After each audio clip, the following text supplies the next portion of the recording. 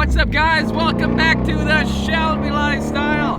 So we've got a lot of different topics to talk about today, and most importantly, well, most notably, is that of the new Shelby GT500. Now, as you guys know, on this channel, we've been trying to do basically everything we possibly can in order to order a new GT500, and it's been very difficult at some times. For example, one person quoted me $600,000 for the new GT500. Well, I got past that. I'm trying to find my way to the right dealer. And actually, real quick, if you guys work for a Ford dealership and you'd like to hook us up for this channel and get us a good deal on the new GT500, please hit me up. Turning into each corner in this car, levels of grip that you get are just unheard of. And I'm very curious to see how the new GT500 actually holds up in regards to cornering performance with the GT350R, because you have to realize this car will without a doubt weigh a lot less than the new GT500. Now it goes both ways, because the GT500 is going to have a lot more downforce. Looking at it, the new GT500 has more downforce than the Ford GT, which is why I think if you do own a Shelby GT350, you have certainly lucked out, because the entire mindset, what this car symbolizes, is in a respect going away.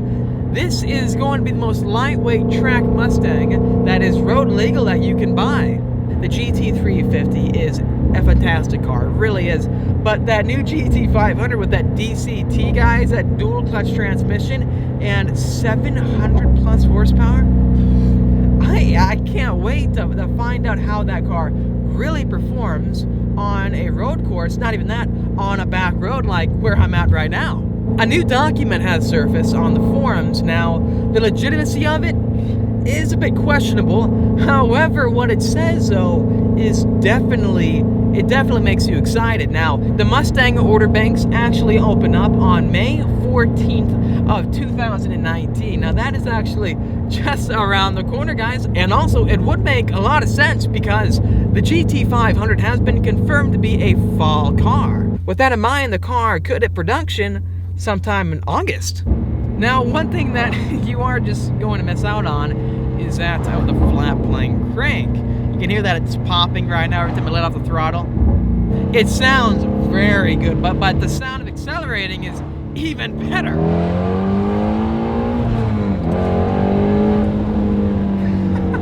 It's so loud.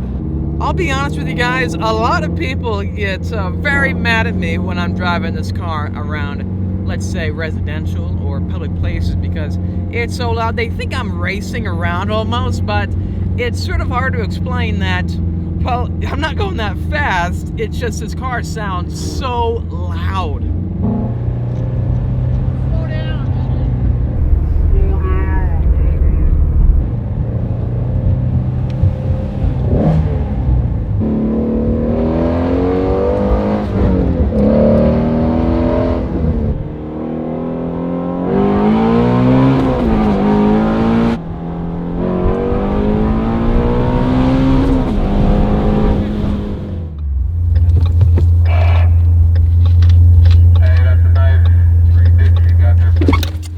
Thank you.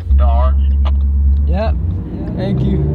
So as you guys can see there's definitely many reasons why you should still think about buying a GT350. I have one question to ask you guys, and that is, do you think by Ford making the GT350 alongside the GT500, will there still be a significant demand for the GT350? Because many people out there, I think, if they want to buy a Shelby and they're going to spend 70 grand for a GT350R, do you think they would just rather spend maybe the 10K more if they got an MSRP deal on a GT500? That being, you're going to get a supercharger, more downforce, same carbon wheels, and it's a newer car. And with all these newer cars, there's definitely a lot of hype and just demand for these vehicles. So what do you guys think?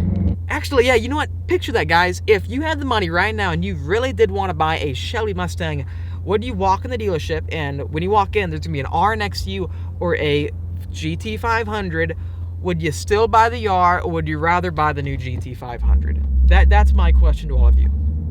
The only thing that I am actually significantly worried about when it comes to the new GT500 is that, yes, the track package variant is going to be supercharged. How well will that supercharged Mustang hold up on the road course? Will it last? Will it go into heat soak? Because when I was talking to Jim Owens, he was basically telling me that comparing the GT500 to the 350, the 500 needed a lot more cooling than this car because, well, the new GT500 actually produced much more heat than the naturally aspirated 5.2-liter Voodoo found in our Shelby GT350s. I have to make it very clear, guys, these high-performance Mustangs are prone to overheating. Now, when Ford loaned me their new Mustang Performance Package Level 2, that car was just fantastic, so fast on the road course for a Mustang GT. It was hard for me to even believe it was a Mustang GT, but the car kept on overheating. And it's really unfortunate that Ford didn't actually fix that before they sold this Mustang GT that is just so track ready. And I do get a lot of people who tell me that the Mustang PP2 overheats because, well, it is not the all-out track Mustang. That could be why, but also the car comes with Cup 2 tires, guys. Those are tires made for the racetrack. So all I'm trying to say is that Ford needs to make sure that these cars do not overheat. Even the GT350 had this issue. As you guys know, when the GT350 first came out, actually hold up real quick. I had to. When the GT350 first came out, there were effectively 4 different versions of the GT350. Now you had the R version, the base, and the electronics package. Both those cars ran perfectly at the track. Now you had the track package, normal GT350, no issues there. But a lot of people order the tech package GT350. It fundamentally was the package that you needed and wanted for your road-going, very exciting Mustang.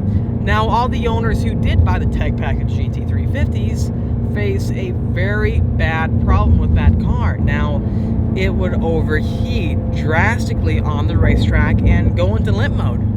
The reason I'm bringing this up is because when the Shelby GT350 first came out, there were issues with it regarding the first year production. Now, we could see this with the new GT500, but I'm just hoping that we don't, and I'm just wondering how hard they really do test these vehicles.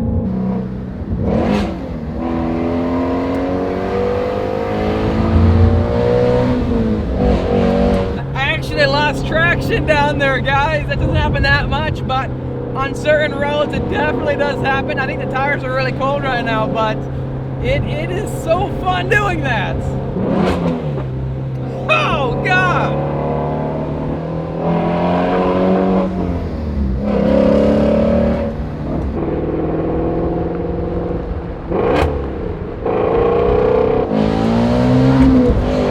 So what do you guys think? How much better do you think the new GT500 is going to sound than that? Now, it will rev match downshift when you do downshift with that DCT, but the shift speed is going to be so quickly that you're not going to have that pause between each gear that you guys saw that I had because I had a shift. That pause and being thrown back in your seat again, that's not going to occur in the new GT500. It's going to be so quick, it's just going to blow your mind. So right now, I'm on my way to a local shop. And actually a buddy of mine who owns a Ferrari 488 invited me to come over, and I believe there is some big YouTubers there as well. So let's go crash the party, the GT350, and see what happens. Would you look at that? You have Ferraris, Huracans, DDE R8 right there. That's freaking hilarious.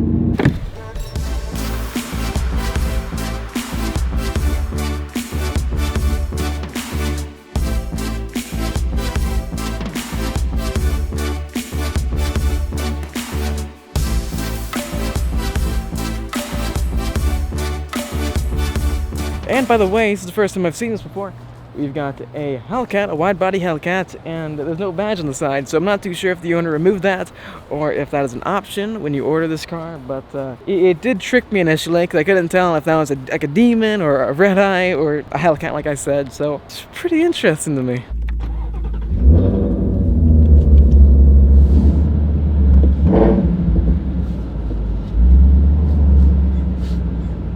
Alright guys, thanks for watching this quick vlog. Hope you guys enjoyed it, and if you did, make sure to comment down below what you think regarding, again, the GT500 and the new GT350, as well as the order banks opening up pretty soon. If that information is legitimate or fake, I sure do hope it is real, because I've been just counting down the days. Make sure to subscribe for much more of the Shelby lifestyle, and also while you're that, hit the notification bell so that you do not miss a single video. Hit that like button, it really does help me out, and I'll see all of you guys in the next episode.